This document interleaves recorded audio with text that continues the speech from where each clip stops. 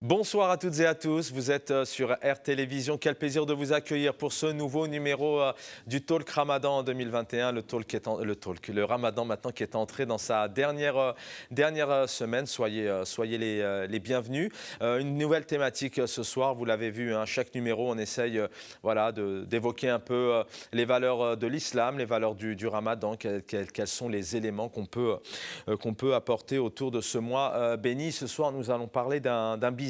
On ne peut pas parler de religion musulmane et d'islam sans parler de halal.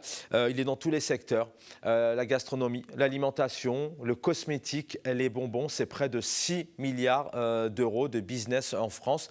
On va en parler avec nos invités, ils sont les mieux placés que nous pour en parler, bien évidemment. On parlera aussi de qualité, de prix, de méfiance des consommateurs. Est-ce que réellement le halal existe-t-il réellement, et comment ne pas se méfier lorsqu'on se rend chez son boucher pour acheter une viande halal. Voilà un peu les thématiques que nous allons évoquer ce soir. Le mois béni de Ramadan fait partie des 5 piliers de l'islam. C'est un mois, vous le savez, où on jeûne, on ne boit pas, on ne mange pas, notamment en journée. Les 5 piliers de l'islam, je vous propose d'y revenir en images et on se retrouve tout de suite après.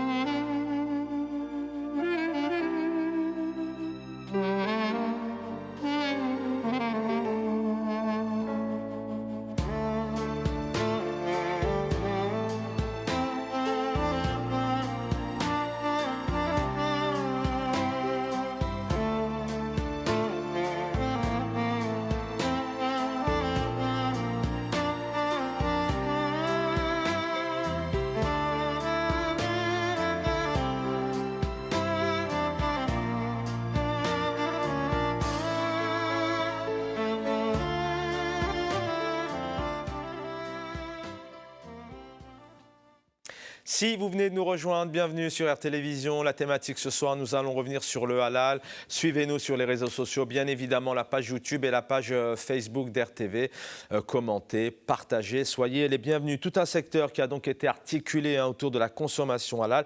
Mais parlons-nous ici d'un business pour répondre notamment aux besoins des musulmans de France. Et pas que d'ailleurs, puisque beaucoup de non-pratiquants consomment la viande halal. Souvent d'ailleurs pour sa qualité, parfois aussi pour son prix abordable. Donc, utilisant des pratiques licites du point de vue religieux ou un business bâti uniquement sur la recherche du profit. On en parle avec nos invités ce soir sur ce plateau. Mohamed Eniche, bonsoir Mohamed, bienvenue à vous. Bonsoir M. Chabot. Merci, président de l'UAM, l'Union des associations musulmanes de la Seine-Saint-Denis, et consultant, chroniqueur chez nous. Bienvenue Mohamed, il est avec nous, plaisir de le rencontrer ce soir. Moustapha Benasser, bonsoir Moustapha, bienvenue. Bonsoir, salam alaikum. Merci d'être là. Alors Moustapha, vous êtes spécialiste du halal industrie, chercheur, consultant, conférencier. Depuis plusieurs années, vous travaillez, c'est une question à laquelle vous êtes très attaché, le halal. Vous êtes économiste de formation, notamment spécialiste dans le commerce agroalimentaire international. Et vous êtes militant, promoteur de la fin du faux halal. Vous êtes passionné, vous êtes remonté, et en évoquant, en discutant au téléphone avec vous, je vous ai trouvé très, très motivé, et je crois que le secteur du halal en a besoin. Mohamed Eniche, peut-être une question au niveau de l'abattage rituel. Nous donner quelques éléments. Bien évidemment, la bête est égorgée. Si je ne me trompe pas, sa tête doit se diriger vers la Mecque, et l'animal doit être égorgé vivant, notamment par un musulman, si possible un imam. Est-ce que je me trompe ou ça va? Exactement, c'est presque ça. Il faut savoir que le halal, comme vous venez de le présenter, il y a le volet business, il y a d'autres volets, mais il ne faut pas oublier qu'avant tout, c'est une recommandation religieuse. C'est une obligation à tout musulman, bien sûr, s'il y a possibilité, de faire un effort de manger halal. Et halal, par exemple, comme vous venez de citer, il y a des aliments qui sont interdits pour les musulmans. Tout le monde connaît l'alcool et le porc. Donc il y a des aliments qui sont complètement interdits. Il y a d'autres aliments, par exemple tout ce qui est volaille, bovin et tout, ben là, il y a obligation d'un sacrifice rituel qui consiste à diriger la bête vers la Qibla, la Mecque, et que ça soit sacrifié par un pratiquant, pas nécessairement imam, mais pratiquant, si c'est possible, quelqu'un qui pratique la religion. Et on laisse de côté le côté technique. Donc ça, c'est le halal. Après, bien sûr, le halal, comme vous savez tous, il n'y a pas que manger halal, mais il faut que l'acheter, ces aliments, avec de l'argent gagné en halal, et que toute la vie du musulman est régie par le halal. Que ça soit, c'est pas par hasard que les musulmans, les jeunes, lorsqu'ils veulent se marier, ils disent je cherche mon halal. Donc le halal, il n'y a pas que le manger. C'est toute la vie du musulman est régie par le halal. Et c'est quelque chose qui est exceptionnel dans la vie du musulman, qui fait le alpha et le oméga. Dernier point, il faut savoir que le sacrifice rituel, parce que j'aime bien toujours montrer que les musulmans ne sont pas tout seuls. Sur ce volet-là, on travaille étroitement avec la communauté juive, qui partage presque les mêmes contraintes que nous. Et sur ce volet, surtout au point de vue juridique et les attaques populistes, la communauté juive sont solidaires avec les musulmans pour sauvegarder le sacrifice rituel. Voilà, Mohamed Boutouil est en train de s'installer en plateau. Ce que je vous propose, c'est de regarder ces quelques images. Nous avons, enfin nos confrères notamment en Belgique, de MTA français, interrogé voilà, quelques personnes dans la rue pour leur demander la question notamment, est-ce qu'ils étaient pour ou contre, ou leur avis sur le halal. Voilà, chacun choisit sa nourriture comme il a envie. Et tant qu'on ne l'imposera pas, il n'y a pas de problème. Moi, je suis quand même pour. Je trouve que c'est bien que chacun ait ses avis, ses points de vue, surtout au niveau des religions, etc. Pour moi, chacun est libre de choisir vers quelle direction il peut aller. Vous savez, si on va par là, si on égorge le mouton, c'est un peu... ça correspond un peu comme on égorge un cochon. Donc, pour moi... Nous, on est pour la non-souffrance de l'animal, que ce soit pour la nourriture halal ou que ce soit pour notre façon de consommer la viande. Pour, parce qu'il en faut aussi pour tout le monde. Hein. Je n'ai pas d'avis parce que je n'en prends pas, mais voilà, je ne suis pas contre non plus. En fait, moi de base, pour les animaux, c'est vrai que ça me fait un peu de peine, mais d'un côté, je respecte aussi la culture des autres, donc je pourrais pas dire que je suis contre en fait. Étant donné que je privilégie le droit des animaux, je veux dire, ce n'est pas contre la culture des gens, mais moi je préfère l'étourdissement naturellement. N'en mangeant pas, je préfère qu'on ne tue pas naturellement, c'est encore autre chose. Mais ça n'a rien à voir avec la culture ou la religion pour moi. C'est la façon de tuer l'animal en fait. C'est juste que je crois que dans l'animal souffre peut-être un petit peu plus. Et voilà, je suis avec, tant que ça respecte l'animal, etc. Je suis avec. Et pourquoi pas donner toute la liberté aux musulmans et non-musulmans à manger ce qu'ils veulent. Chacun a le droit de consommer ce qu'ils peuvent consommer, quoi. Parce que si on interdit ça, si on interdit la nourriture halal. Vous avez vu sur ces différents avis, certains sont pour, certains sont contre, compréhensibles, mais c'est aussi la question que nous allons poser à nos invités ce soir, essayer de revenir sur le halal et puis ce business. Avec nous, qui vient nous rejoindre, Mohamed Boutouil. Bonsoir Mohamed. Bonsoir. Merci d'être avec nous. Merci beaucoup, merci pour l'invitation. Je vous en prie.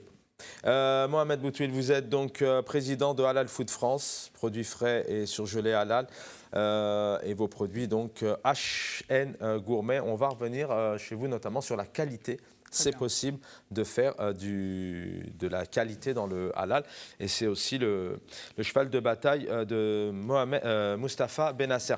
Vous venez d'arriver, mais on vient juste d'évoquer rapidement avec Mohamed Eniche notamment l'éthique, le rite autour du halal, et on continue l'émission. Vous voulez réagir là-dessus, Moustapha Benasser? Oui, je voulais rebondir sur ce qu'a dit Mohamed. La définition du halal, le halal c'est une adoration, une philosophie de vie. Chercher le halal dans ses actes ou sa consommation est d'abord un acte spirituel. Par le halal, le musulman nourrit son cœur, son intellect, son esprit et son corps de tout ce qui est bon et pur, se rapprochant ainsi de son Seigneur. Le halal, c'est la traduction littérale tout ce qui est licite. Ça, c'est le mot halal. Par exemple, ça nous permet de mettre des règles. Le halal, c'est dans la consommation musulmane ce qui est le feu vert dans le code de la route. Ça nous permet de mettre des barrières pour ne pas déraper. Et donc, le halal, c'est pas que de la consommation, c'est un tout. Si on mange halal, le comportement doit être halal. Et la filière de A à Z, on ne peut pas dire qu'un produit A est halal si on n'a pas payé le transporteur ou si on a mal payé le... Et oui, c'est un tout. Halal, halal véridique, mais c'est tellement compliqué parce qu'il y a quelques années, le consommateur, quand il voulait acheter halal, on abattait la bête devant lui. Mais là, il y a une filière, il y a beaucoup d'ambiguïté, il y a beaucoup d'intervenants. Donc, il y a beaucoup de choses à dire sur des points qui sont simples. Les points, c'est sa qualité, son prix et sa traçabilité. On va y revenir dans le détail. On va y revenir avec vous. Bon, une réaction, Mohamed, bienvenue. Mohamed Boutouil, bienvenue parmi nous. Peut-être une réaction sur le halal en général. C'est vrai que là, on vient d'évoquer les différents produits dans lesquels il y a le halal, mais il y a aussi les finances. Il y a aussi, c'est un très bel exemple. C'est vrai que si je vends de la viande halal, mais derrière, je ne respecte peut-être pas mes employés, je ne paye pas mes impôts, etc. Est-ce que c'est réellement de la viande halal? Peut-être une réaction sur le halal en général. Non, mais je rejoins complètement ce qu'a dit Mustapha, parce que aujourd'hui, beaucoup de personnes, je vais le dire modestement, se trompent sur le halal, parce que pour eux, du moment que l'animal est égorgé, ça ils se disent, voilà, moi je suis couvert de ce côté-là et c'est bon, pour moi c'est halal. Alors que le halal, moi ce que j'appelle le halal taïb, c'est tout ce qui est autour du halal. C'est en amont, en aval. C'est mes relations avec mes fournisseurs, mes relations avec mes clients, mes relations avec mes salariés, mes relations avec toutes les filières qui sont autour. Et effectivement, est-ce que je paye bien mes salariés? Est-ce que je paye mes fournisseurs à temps? Est-ce que l'animal duquel est issue cette viande halal, est-ce que lui, il a été élevé dans les conditions éthiques? Est-ce qu'il a été abattu aussi dans les conditions éthiques? Parce qu'on peut abattre un animal, mais derrière, comment on l'a amené à l'abattage? Comment il a été traité pendant l'abattage? Comment il a été traité avant l'abattage? Donc tout ça fait partie pour moi, fait partie vraiment du mot halal et du sens qu'on doit donner au halal, effectivement. Alors, il y a différents points, mais vous pouvez intervenir sur les différents points que vous avez aussi préparés et dont vous êtes spécialiste. Mais dans les pays où on peut élever ces animaux, les abattre à la maison, parce que ça existe dans les pays, dans les pays arabes, les pays d'Afrique, le Moyen-Orient, les pays musulmans. Mais en France, par exemple, je vais chez mon boucher et j'achète ma viande halal. Rien que sur ce point de vue-là qui est très intéressant, malheureusement, alors je ne parle pas de certification, ça, vous allez en parler et je sais que c'est un élément important. Mais derrière, est-ce que je dois automatiquement faire confiance à mon boucher, qu'il paye ses impôts ou pas? Je ne peux pas le vérifier, ça. Ok, mais il y a... Oui, allez-y, oui, non, mais échanger... Il y a plusieurs façons de faire. Je pense qu'il faut consommer intelligent. Le consommateur, il faut qu'il décide, il faut qu'il se prenne en main. C'est-à-dire de dire, il y a un label, il y a écrit halal, ça me convient, et comme on dit toujours, ça a toujours été dit, halal qabta. C'est-à-dire, c'est sa responsabilité. Le monsieur, il nous a mis une pancarte halal, ça y est. Non. Maintenant, on vit une époque où le monde c'est devenu un petit village grâce aux réseaux sociaux, grâce aux multimédias. Donc, on peut poser des questions. Et les questions, elles sont simples. C'est la traçabilité. Monsieur, sortez-moi la traçabilité. C'est qui son père, c'est qui sa mère, qu'est-ce qu'il a mangé. C'est un droit absolu. Et tout ça se trouve simplement. L'étiquetage, c'est une obligation légale pour connaître la traçabilité. Il suffit de poser la question à son boucher. Un exemple tout simple. Je ne vais pas rentrer dans les hostilités ou commencer à parler des paradoxes ou des contradictions. L'Aïd. L'Aïd, l'abattage, il se fait normalement selon la charia. La bête de l'Aïd, le sacrifice, le dhabiha, c'est fait après Salatul Eid. Mais quand on abat la veille, et c'est des grandes enseignes que je ne veux pas citer le nom parce que ce n'est pas mon rôle, Moi, je suis un observateur. Je parle que du factuel, de ce qu'on a vu, de ce qu'on voit. L'abattage s'est fait 2-3 jours ou peut-être la veille et on nous dit que c'est dabiha de Mais c'est intéressant ça aussi, dans l'époque où nous vivons, que Carrefour, Leclerc, Intermarché, Lidl, si on en cite plusieurs, on a le droit, il n'y a pas de souci, doit aussi préparer ses stocks, doit aussi satisfaire la demande. Alors ce que vous dites clairement, c'est que normalement l'abattage doit se faire après la première prière, le jour de l'Aïd, du matin, on est d'accord. Mais est-ce que ça réellement, c'est faisable dans la société dans laquelle nous vivons? C'est faisable, mais il ne faut pas être hors la loi. Parce que si on ne le dit pas, c'est hors la loi. Il y a gabegie, il y a tricherie, il y a tromperie sur la marchandise. Moi, je suis dans un cadre qui s'appelle la loi. Il faut savoir, pardon, juste sur l'Aïd, par exemple, on a 3 jours pour l'Aïd. On n'est pas obligé d'acheter sa viande le jour même. Donc effectivement, c'est un vrai problème. Et ce n'est pas uniquement en grande surface. Mais vous, par exemple, qui faisiez de la qualité et qui voilà, vous travaillez dans le secteur, est-ce que c'est un manque à gagner aussi? Il ne faut pas se le cacher. Si à un moment donné, vous devriez vendre votre viande halal à partir du... prenons une date. Supposons que l'Aïd, on ne sait pas encore, hein, c'est le 13. Est-ce que vous pourriez vendre votre viande halal à partir du 13, 14, 15? Vous êtes obligé d'anticiper. Moi, si je le ferais, j'anticiperais d'abord les commandes, ça c'est important. Après le jour de l'Aïd, pour que je puisse, moi, faire de l'éthique, je suis obligé de respecter les règles. Et les règles disent que le dabiha, elle est valable uniquement si elle est faite après Salat al-Eid. Donc, je n'ai pas le droit, vis-à-vis de Dieu, vis-à-vis de moi-même, vis-à-vis de mes engagements, de tricher sur ça. Et de la loi. Et de la loi. Je sens déjà une prochaine émission, tout de même, Mohamed, parce que le temps va passer. Je vais vous donner la parole, Mohamed, mais ne peut-être pas confondre avec l'animal abattu le jour de l'Aïd après la première prière, et puis les viandes halal que j'ai anticipées à l'achat, puisqu'il y en a toujours, de toute manière. Oui, on en a toujours. Effectivement, c'est très important. Si on dit que cette viande ou cette carcasse est dédiée pour l'Aïd, je suis obligé de le sacrifier après Salat al-Eid. Donc, sinon, il y a tromperie. Tromperie sur la marchandise. Tromperie sur la marchandise et aussi sur l'engagement éthique. Parce que moi, je suis responsable par rapport à ce que je vends à mes clients. Si je mens sur ce que je vends, je suis responsable aussi vis-à-vis de pas mal de choses. Quoi. Il y a beaucoup d'usurpateurs ou pas, des malhonnêtes? C'est une question vraiment anodine. La vache à cheval ou le cheval... rappelez-vous ce qui s'est passé, les burgers avec de la viande de cheval... qui venait de Roumanie. Un grand scandale. Alors, Mohamed voulait Moi, je voulais juste revenir sur un autre fait, c'est de responsabiliser le consommateur. C'est vrai, on met tout sur les acteurs professionnels, c'est-à-dire le boucher qui triche, les grandes enseignes qui trichent. OK, c'est vrai. Mais aussi, il y a aussi le consommateur qui est responsable. Là, on prend juste l'exemple qui vient d'être évoqué, le jour de l'Aïd, l'agneau de l'Aïd.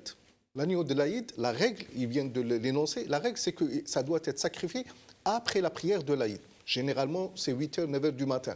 Lorsque le client, le consommateur, juste après la prière, il va à une grande enseigne, je ne les citerai pas, dans une grande enseigne pour acheter à 9h du matin. Tu lui expliques comment ils ont pu le sacrifier à 9h et te l'avoir là tout de suite devant toi. C'est qu'il y a une tricherie. Je vais être direct. Et les gens, le fait que le consommateur l'accepte, c'est qu'il sait, et il veut boucher ses oreilles. Tu lui expliques, il dit non, c'est pas grave. Non, c'est grave. C'est que tu es en train d'encourager la tricherie. C'est pas bon. Deuxième point, et je termine. Deuxième point, par exemple... Quand vous dites la tricherie, c'est la mauvaise pratique de la religion. Non, les grandes enseignes, ils trichent. Les grandes enseignes, on va l'évoquer. Il y a un business derrière. Même les boucheries. Non, mais le consommateur, parce que ce qui est important, c'est ce consommateur musulman qui est face... supposons que l'Aïd tombe mercredi ou jeudi prochain. On travaille aussi. Le soir ou le midi, il y a le repas familial. Il y en a qui vont travailler, d'autres qui vont prendre leur journée. Est-ce qu'à un moment donné, le fait d'anticiper la veille ou de ne pas avoir le temps, etc., cette responsabilité, comment fait-on? Est-ce que pour autant que je vais être un mauvais musulman? Ça, il peut le faire, mais il achète de la viande halal, point. Mais ce n'est pas une viande de l'Aïd. Ah oui, d'accord. Halal, il peut acheter pour dépanner. Il peut l'acheter pour dépanner. Par exemple, s'il ne peut pas, il a absolument un repas familial, il achète de la viande halal, mais ce n'est pas la viande de l'Aïd. L'Aïd, il dit je l'achète le soir, à partir du soir, c'est logique. Exactement. Ou le lendemain, ou 2 jours après, ça c'est l'agneau de l'Aïd. Donc la viande cuisinée le jour de l'Aïd, il ne faut pas que ça soit celle qu'il a achetée la veille ou l'avant-veille. Voilà, oui, exact. Dernier point, juste dernier point. Toujours, moi j'aime bien responsabiliser le musulman, le consommateur. Dernier point. Lorsque tu veux acheter de la viande halal, par exemple, là il y a le steak halal. Lorsque tu veux acheter de la viande halal, il est illogique, si tu réfléchis un petit peu, il est illogique que la viande halal soit moins chère que la viande non halal. Pourquoi? Parce qu'il y a un service supplémentaire par rapport à une viande non halal. Le service supplémentaire, c'est quoi? C'est le monsieur qui fait la certification, qui contrôle, qui vérifie que c'est halal. Ce service doit être payé.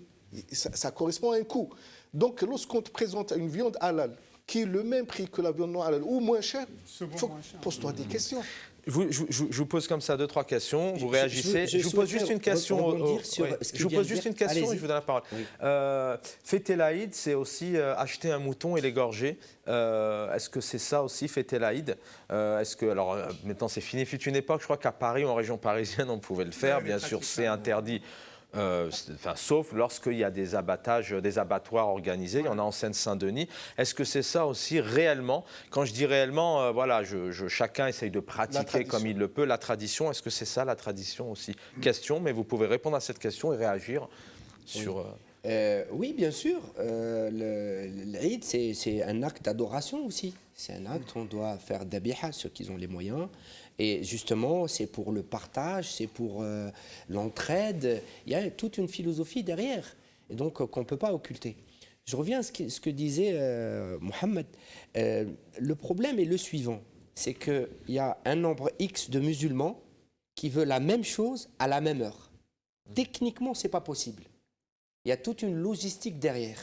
Il y a des abattoirs, il y a la filière de la viande, il y a un éleveur, il y a un abattoir, il y a des bétaillères, il y a un transport logistique. Dans les pays non musulmans notamment. Oui, dans les pays non musulmans. Le problème, c'est que quand on voit... Le point est crucial, le consommateur doit consommer intelligemment. Il faut qu'il pose les bonnes questions. Quand il voit un agneau d'abiha de l'Aïd à 10h ou à 11h du matin avec l'étiquetage... Agneau ou mouton, hein? Oui, ou c'est agneau. Non, mais comme vous. Oui. Non, mais on essaye d'apporter des éléments, oui. Tout le monde. Avec l'étiquetage de la date, le jour de l'abattage, c'est le jour même.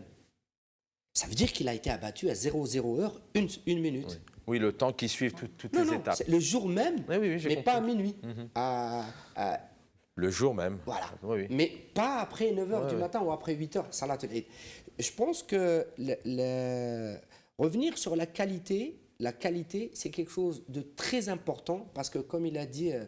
Boutouil, la qualité, le halal, halalun tayyib. Halal, par définition, il est bio, il est propre. Tout ce qui est bon pour l'être humain, tout ce qui est bon est dans le halal. Mais il est bio dans l'éthique. Mais on sait très bien aujourd'hui que certains vont acheter, on a reçu des consommateurs ici, alors je pense à Ayabio, je pense aux jumeaux qui fournissent, vous les connaissez peut-être, et puis vous aussi, on va parler de vos produits, arriver à acheter des produits de qualité avec des prix aussi importants, enfin pas importants, mais en tout cas le prix suit, mais on a aujourd'hui des bouchers à Paris, enfin quand moi, je vous le dis clairement, je vois 10 kilos de cuisses de poulet halal pour 14,90 €. Comme j'ai vu ça il y a 48 heures, excusez-moi, mais il y a un problème. C'est un point super important ce que vous soulevez, parce qu'aujourd'hui, dans l'agroalimentaire en général, que ce soit halal ou conventionnel, il y a une équation qui est importante, c'est prix-qualité. On ne peut pas avoir de la qualité avec un prix... C'est impossible. Ou alors... c'est impossible. Il faut se mentir. Ou alors il fait faillite. C'est comme je prends l'exemple le plus parfait, c'est ce qu'on appelle les cashiers, là, les saucissons. Quand on achète un saucisson de 450 grammes à 1,50 €, 2 €, il ne faut pas sortir de Saint-Cyr. Vous voulez prendre l'exemple, mais vous l'avez exactement. Il ne faut pas sortir de Saint-Cyr ou de Polytechnique pour comprendre qu'il n'y a pas de viande dedans. Enfin, c'est pas possible. Quand on va chez le boucher, on voit le prix de la viande. On dit goût bœuf, goût volaille, mais il n'y a pas de viande. Mais il n'y a pas une responsabilité sur l'éthique de vendre un tel produit qui c'est mangeable, ça peut être bon, mais alors après, il faut aussi que ça soit abordable pour toutes les familles. Tout le monde ne peut pas acheter un saucisson cachère à 8 €. Mais dans l'éthique, est-ce qu'à un moment donné, c'est honnête de vendre ça? Dans l'éthique, je parle. Alors, soyons réalistes. Où est-ce qu'on vit? Dans un pays capitaliste. Donc, il y a des lois. L'offre, la demande. Alors, quand la demande est supérieure à l'offre, qu'est-ce qu'on fait? On produit. Et il y a un marché énorme. Malheureusement, moi, j'insiste sur ce point, c'est que pas de posture victimaire, hein, c'est de notre faute. On n'avait qu'à nous prendre en main et défendre nos valeurs. Vider le halal de sa substance théologique, le rendre un argument marketing pour vendre, on tape sur le musulman toute l'année. Et 2-3 semaines avant l'Aïd, il y a des kilomètres de linéaires de rayons halal. Donc, si on est perçu soit comme des citoyens à part entière, ou des consommateurs, ou un marché bien confirmé, pas un marché de niche. Le halal, c'est un marché confirmé. Mais les particuliers, on va évoquer le business de la grande surface, parce que c'est un vrai business. Et il y a un vrai progrès, parce qu'avant, on avait les carnets d'Orient. Ouais, et maintenant, c'est Ramadan. Eux, je pense qu'ils ont un autre rôle à tous les niveaux, même si Darmanin, on s'écoutera un petit extrait de Darmanin comme ça pour aérer l'émission, hein, mais on n'est pas là spécialement pour parler du ministre de l'Intérieur.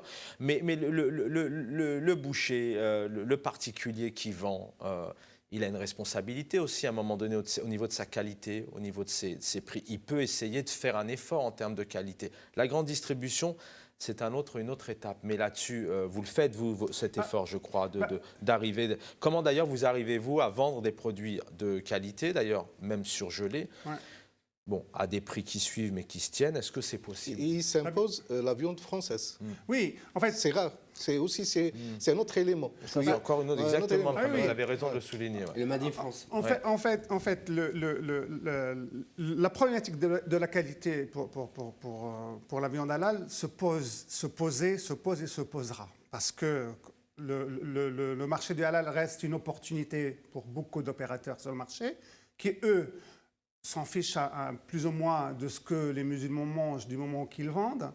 On a l'autre problématique. C'est grave, hein? C'est triste. On a parlé du saucisson, c'est exactement ça, c'est un constat. Quand vous voyez les jambons bourrés de sel, bourrés de nitrate, etc., à un moment, la question se pose aussi. Et puis, il y a la responsabilité, comme a dit Mohamed, du consommateur lui-même, qui doit aussi, à un moment, se poser les bonnes questions, se dire, est-ce que moi, à un moment, pour mon porte-monnaie, je fais pas attention à ma santé, ou l'inverse, j'achète qualité, etc. Donc, c'est des réflexions qui doivent aussi être menées par le consommateur musulman en France. Je reviens un petit peu à la qualité.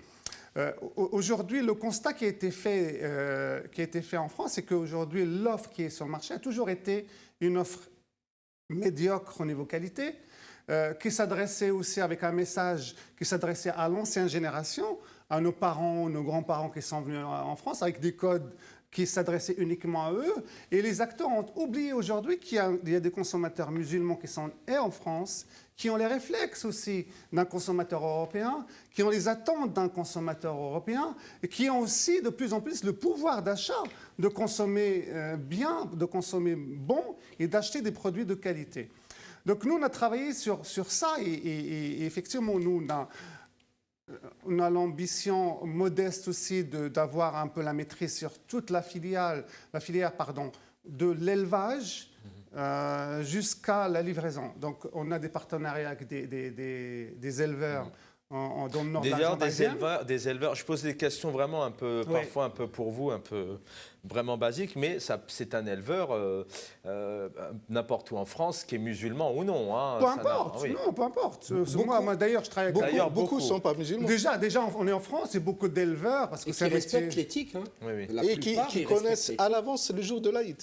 Ah oui, ils sont tous au fait des us et coutumes musulmanes.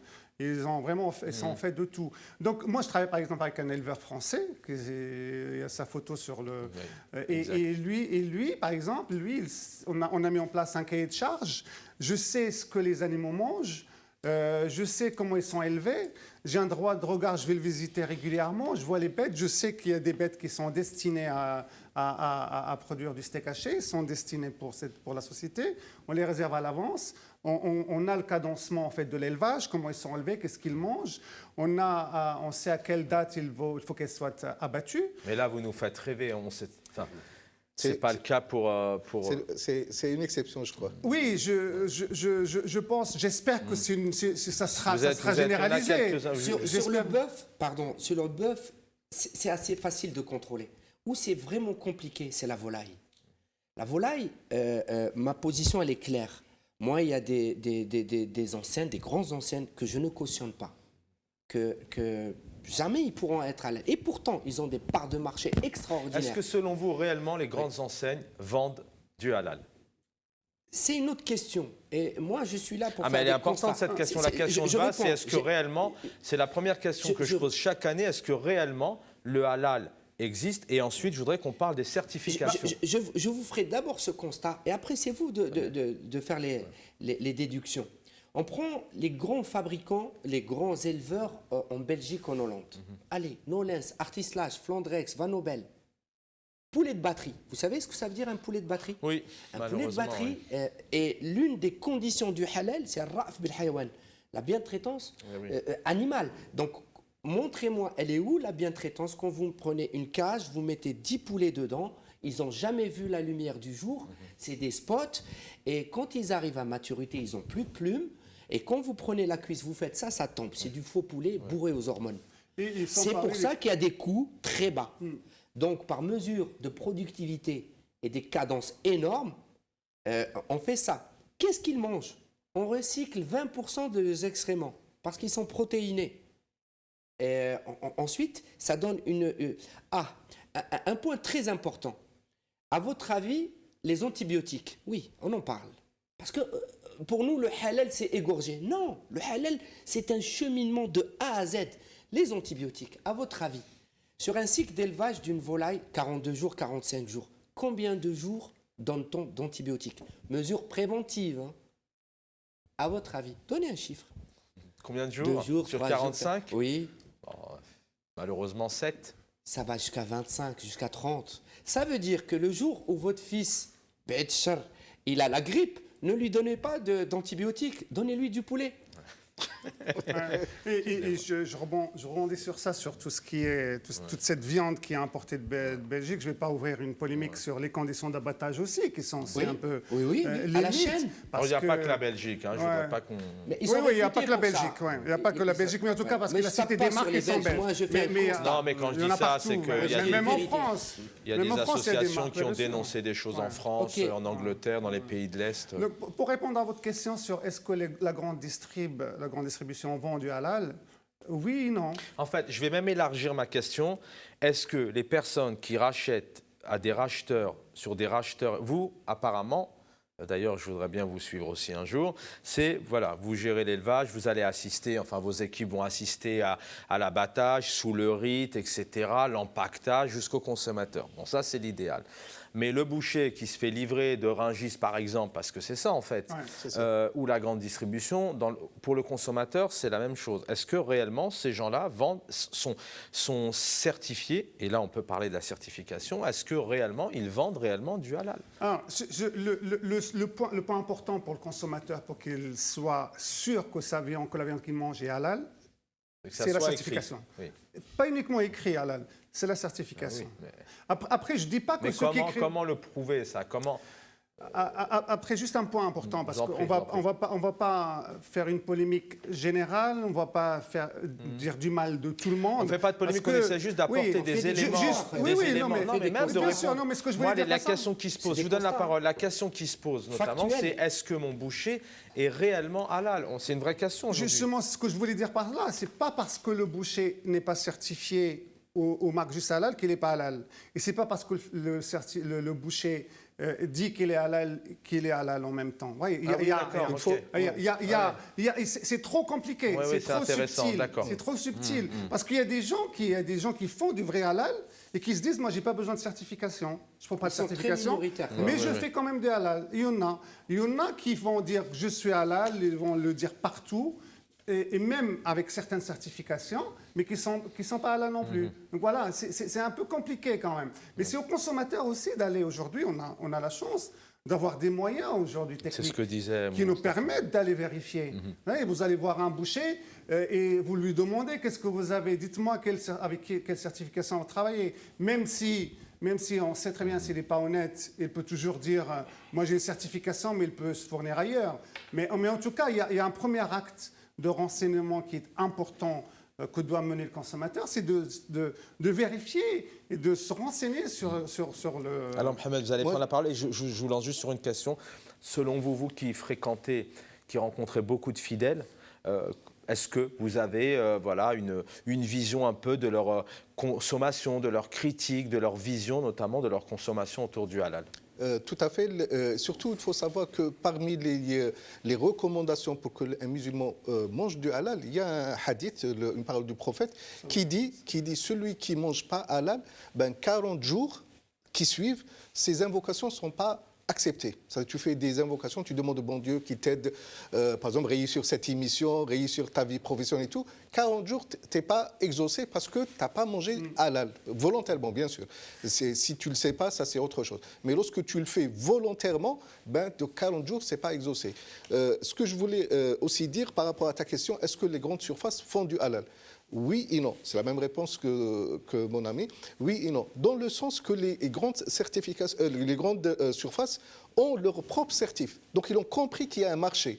Et ils ont compris que le fait que tu mets que halal, ça marche et ça ne marche pas. Donc, qu'est-ce qu'ils ont fait? Toutes les grandes surfaces ont des certifications propres. Une grande partie. Voilà. Est-ce qu'on peut citer quelques certificateurs? Casino, avec Wassila. Non, des certificateurs. Oui. Par exemple, Casino a sa propre certification. Il s'appelle Wassila. Donc, c'est Abdelrahman qui fait du bon boulot, que je connais personnellement. Je l'ai reçu déjà. La question est simple. Le halal est un label marketing. C'est pour vendre. Est-ce que la grande distrib fait du halal? Elle fait très bien le kasher. Il n'y a rien à dire. Parce qu'ils sont plus rigoureux. Nos cousins, nos frères d'obédience hébraïque sont plus regardants. Il n'y a pas... Ça, c'est intéressant. Ça veut dire, oui. Il y a pas... C'est très simple. On parle de traçabilité, il faut parler de la fiabilité des certificateurs, les attributeurs du label halal. C'est-à-dire, sachant que c'est autoproclamé.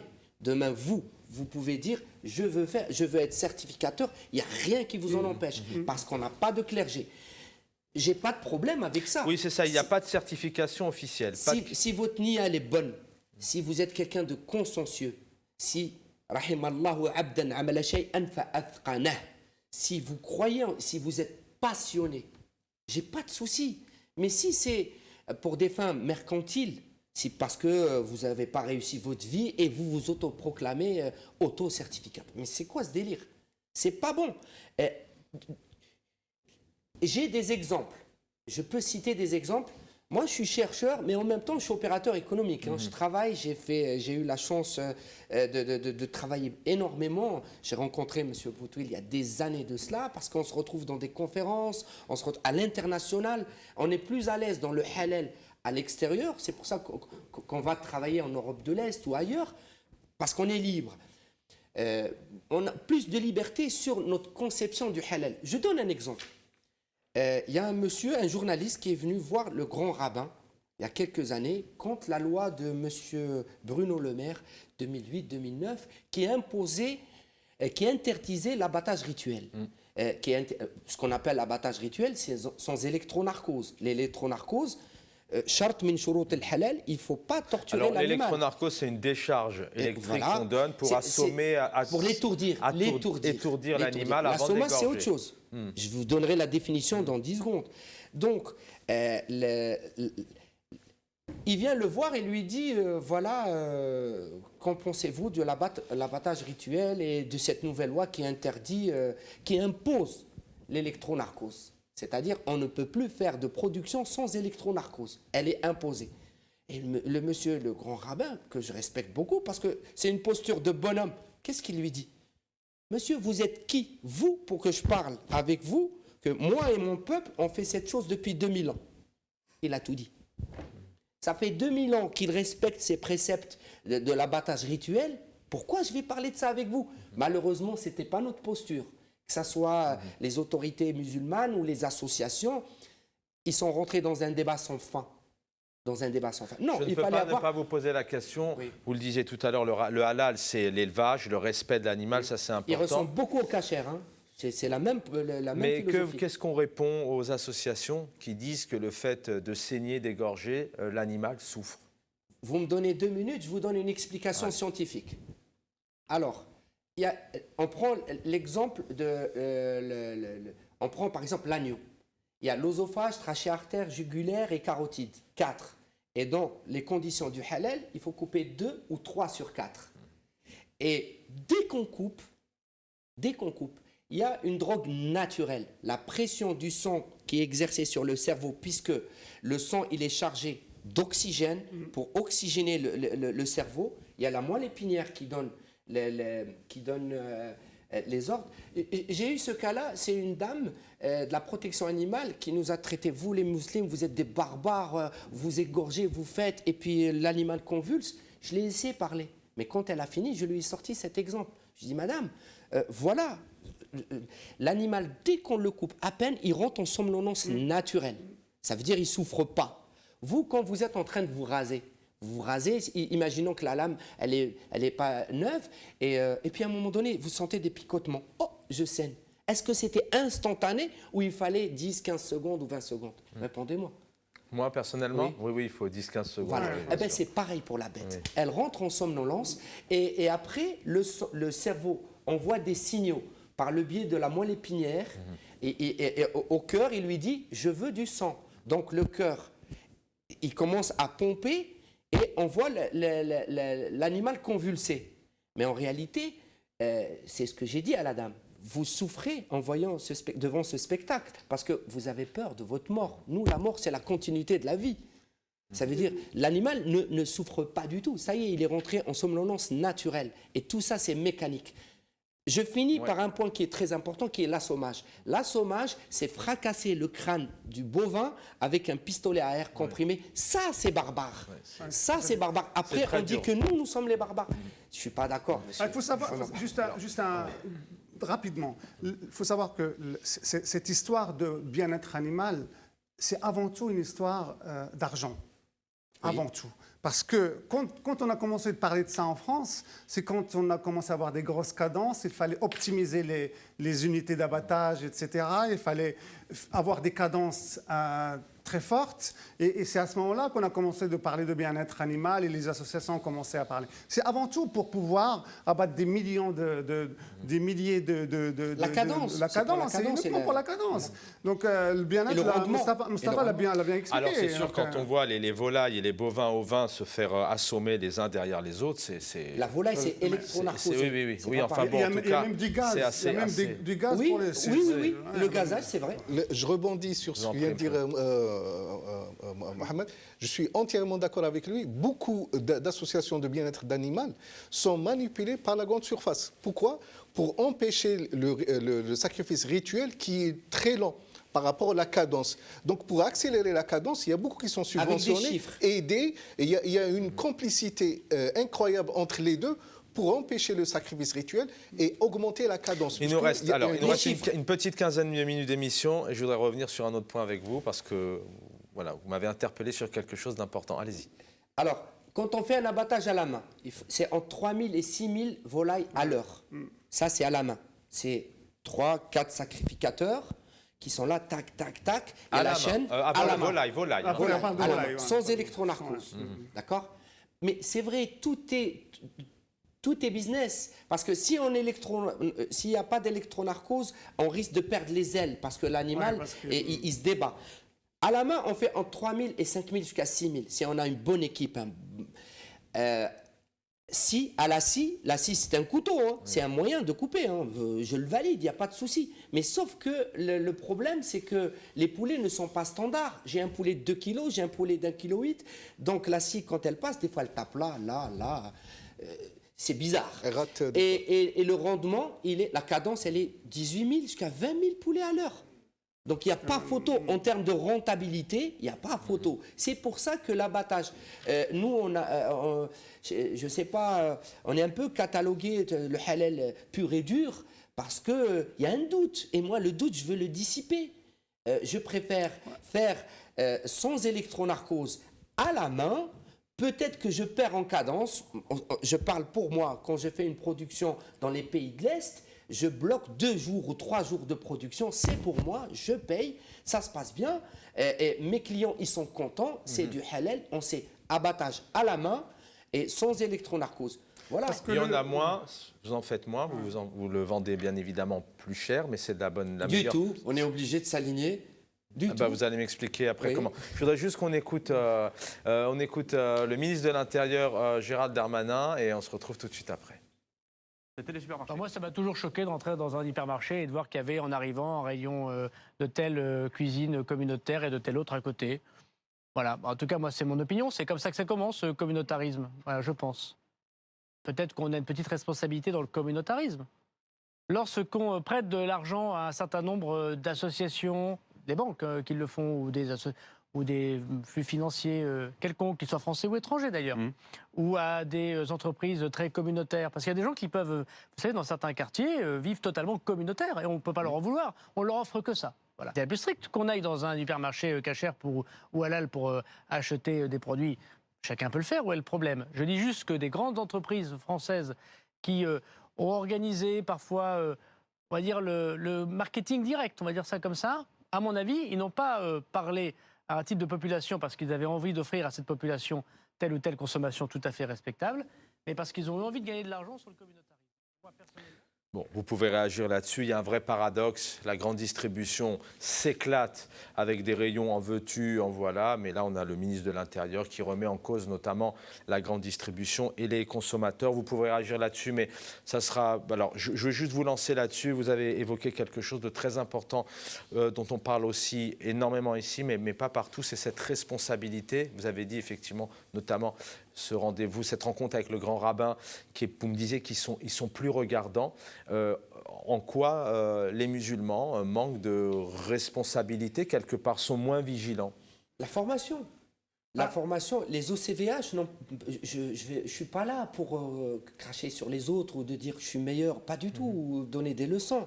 Mais comment vous pouvez concevoir un OCVH, organisme de contrôle des certifications des viandes halal? Alors comment il procède? Autoproclamé?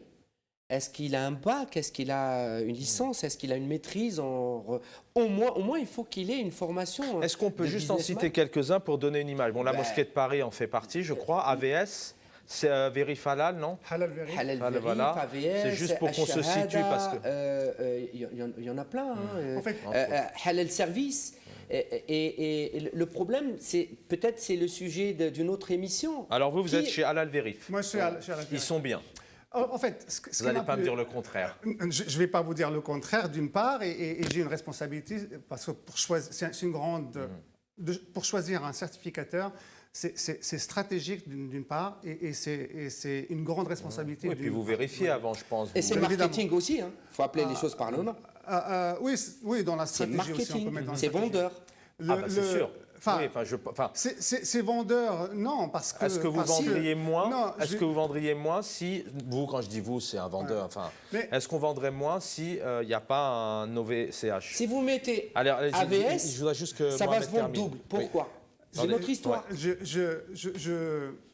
Il y a un principe de base. On ne peut pas être acteur en même temps. Juger parti. Juger parti. Je ne peux pas dire, moi, je fais du halal, et certifier moi-même que je fais du halal. Il y a un principe de contrôle derrière, comme partout, et surtout dans l'agroalimentaire, par exemple. Oui, et puis pour consommateurs, c'est gage de qualité, de évidemment, garantie. Évidemment, c'est une garantie. Il faut savoir que... oui, bien sûr, mais il y a quand même une grande... Il y a beaucoup de musulmans aujourd'hui qui consomment halal du moment que c'est marqué halal. Il y en a quand même une bonne partie. Surtout que les OCVH, souvent, c'est un petit logo caché quelque part. Oui. Par contre, la boucherie halal, ça, c'est vraiment placardé en gros, là. En fait, pour faire clair, pour faire simple, dans la certification, il y a des organismes qui sont sérieux, d'autres moins sérieux et d'autres qui ne sont pas du tout sérieux. D'accord ? Encore une fois, c'est au consommateur d'aller vérifier, d'aller sur les sites Internet et regarder. Malheureusement. Vous avez cité Halal Vérif, je vais vous dire pourquoi j'ai pris Halal Vérif, parce qu'ils sont aussi sérieux. Ils sont très sérieux, ils assistent à toutes les étapes de l'abattage, du contrôle, jusqu'à l'emballage, etc. Il y a toujours une présence. Et le point qui est super intéressant, qui m'a permis d'aller chez eux, c'est qu'ils ont une vision éthique et aussi humaniste. Merci. Humanitaire. Tous les bénéfices, en fait, ils sont reversés à des œuvres caritatives derrière, chose que d'autres organismes utilisent à des fins personnelles ou à se rémunérer, etc. Je peux revenir sur ce point, s'il vous plaît. C'est ce que j'ai essayé de développer. Un OCVH, il a une mission. Sa mission, c'est de contrôler du halal. Toute la filière de A à Z. Le problème qui se pose, c'est que déjà, il n'y a pas une entente entre eux. Est-ce qu'il y a un organisme... Non, mais vous allez terminer. Est-ce qu'il y a un organisme qui vraiment, un seul et unique, qui va contrôler, vérifier ces OCVH? Vous êtes pour le parti unique? Non. Non, mais il peut y avoir un... Voilà, l'irtilaf rahma. Plus il y a de...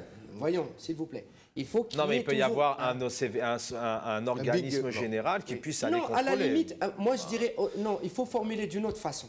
Il faut qu'il y ait un club d'éthique. Un club d'éthique où dedans...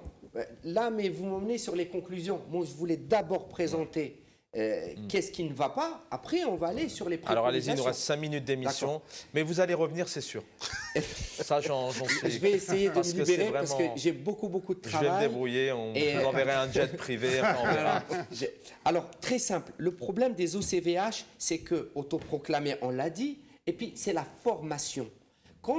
Pour contrôler en Pologne ou en Roumanie, qu'est-ce qu'ils font? Ils ne vont pas envoyer un contrôleur d'ici, il leur coûte trop cher. Qu'est-ce qu'ils font? Ils vont aller dans les mosquées et trouver des gens qui n'ont aucune expérience dans l'abattage ni dans le halal, qui vont les recruter pour contrôler, ils vont se former. Je peux comprendre, c'est bien, mais on ne peut pas faire ça tout le temps. Et puis, que ça soit... je cite des noms. AVS, ils ont fait un travail extraordinaire. C'était les précurseurs, les pionniers, c'est eux qui nous ont ramené le halal. Mais le système AVS, moi, je ne le cautionne pas parce qu'il a mis... il a créé une situation de monopole que je ne cautionne pas. L'ihtikar fi ddin la yajouz. L'ihtikar, c'est ça. Peut-être qu'on parlera de ça une autre fois. Par rapport à Shahada ou par rapport à d'autres contrôleurs, je pense manque d'expérience, manque de formation.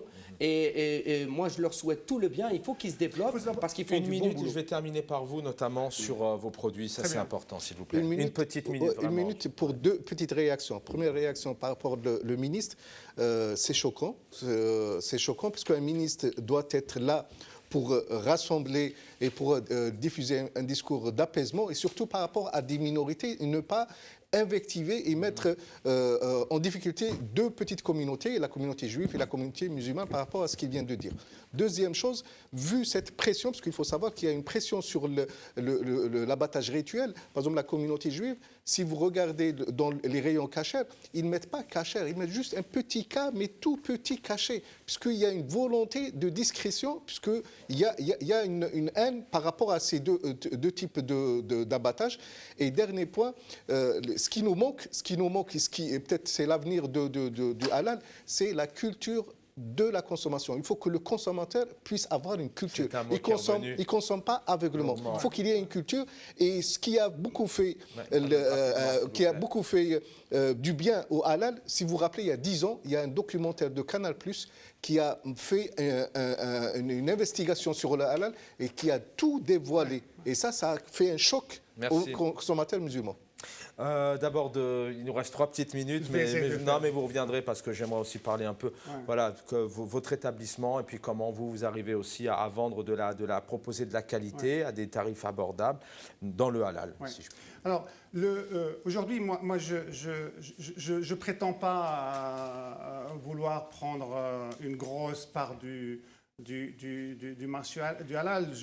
On est dans la niche des gens qui cherchent vraiment de la qualité, qui cherchent à être sûr d'acheter un produit éthique, un produit qualitatif, un produit avec une vraie traçabilité. Et nous, on travaille sur toute la chaîne de valeur du produit, comme j'ai dit tout à l'heure, de l'élevage jusqu'à la livraison, et en essayant de maîtriser toutes ces étapes qui font qu'à un moment, on arrive à avoir un prix qui ne va pas être trop exorbitant. Parce qu'aujourd'hui, je vous donne un exemple tout simple. Le prix de la matière première entre la Pologne et la France va du simple au double. D'accord? En comparant, en allant vers la qualité. Parce qu'aujourd'hui, moi, j'utilise que du muscle.